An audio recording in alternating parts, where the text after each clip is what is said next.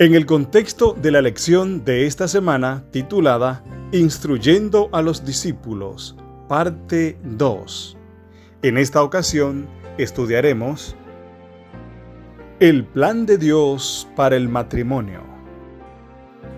Leamos Marcos el capítulo 10, los versos del 1 al 12 y Génesis capítulo 1, versos 27 y capítulo 2, verso 24. ¿Qué trampa yacía bajo la pregunta de los fariseos acerca del divorcio y qué lecciones enseñó Jesús en su respuesta? Marcos capítulo 10, versos del 1 al 12 dice: Levantóse de allí, vino a la región de Judea y al otro lado del Jordán, y volvió el pueblo a juntarse junto a él, y de nuevo les enseñaba como solía. Y se acercaron los fariseos y le preguntaron, para tentarle, si era lícito al marido repudiar a su mujer. Él respondió, les dijo: ¿Qué os mandó Moisés? Ellos dijeron: Moisés permitió dar carta de divorcio y repudiarla. Y respondiendo Jesús les dijo: Por la dureza de vuestro corazón os escribió ese mandamiento, pero al principio de la creación, varón y hembra los hizo Dios. Por eso dejará el hombre a su padre y a su madre, y se unirá a su mujer, y los dos serán una sola carne. Así que no son ya más dos, sino uno. Por tanto, lo que Dios juntó, no lo separe el hombre. En casa volvieron los discípulos a preguntarle de lo mismo, y les dijo: Cualquiera que repudia a su mujer y se casa con otra, comete adulterio contra ella. Y si la mujer repudia a su marido y se casa con otro, comete adulterio. Génesis capítulo 1, verso 27 dice: Y creó Dios al hombre a su imagen, a imagen de Dios lo creó, varón y hembra los creó. Génesis capítulo 2, verso 24 dice: Por tanto, dejará el hombre a su padre y a su madre, y se unirá a su mujer, y serán una sola carne.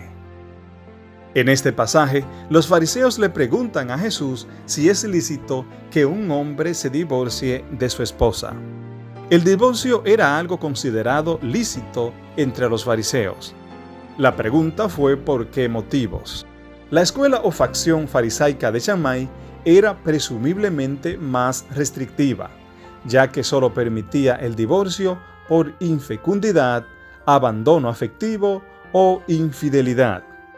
Por su parte, la escuela de Hillel era mucho más indulgente, ya que permitía el divorcio por casi cualquier razón, aunque su proceso para concederlo era mucho más complejo, con la idea de que ello ayudara a frenar las cosas.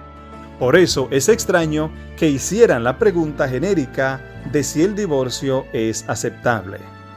Debajo de esa cuestión estaba la intención de entrampar a Jesús poniéndolo en problemas con Herodes Antipas, el gobernante de la región que estaba al este del Jordán, donde Jesús estaba ahora. Antipas se había divorciado de su esposa y se había casado con Herodías, la esposa de su hermano. Herodes había decapitado a Juan el Bautista por su reprensión contra esta unión ilícita. Jesús elude la pregunta de ellos, interrogándolos acerca de qué enseñó Moisés al respecto.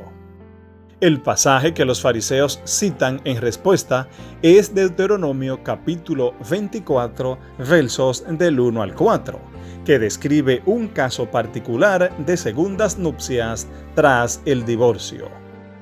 Los israelitas ya practicaban el divorcio en los días de Moisés. La ley casuística descrita en Deuteronomio capítulo 24 tenía el propósito de proteger a la mujer. Pero en los días de Jesús, esto fue tergiversado por la escuela de Hillel, a fin de hacer que resultara más fácil obtener el divorcio por casi cualquier razón. De este modo, la ley que tenía el propósito de proteger a la mujer estaba siendo usada para perjudicarla.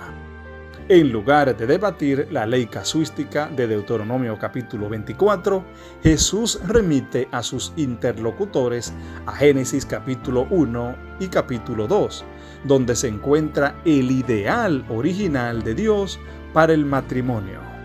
Él destaca el hecho de que, en el principio, Dios creó un hombre y una mujer, dos individuos. Él combina entonces esta verdad de Génesis capítulo 2, verso 24.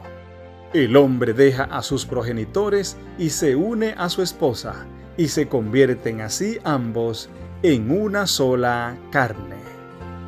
Este concepto de unidad llega a ser la base de la afirmación del vínculo matrimonial por parte de Jesús. Las personas no deberían separar lo que Dios ha unido. Para finalizar, ¿qué podría hacer tu iglesia local para fortalecer el matrimonio en su medio? ¿Cómo ayudas a los matrimonios que ya se han roto? Dios te bendiga.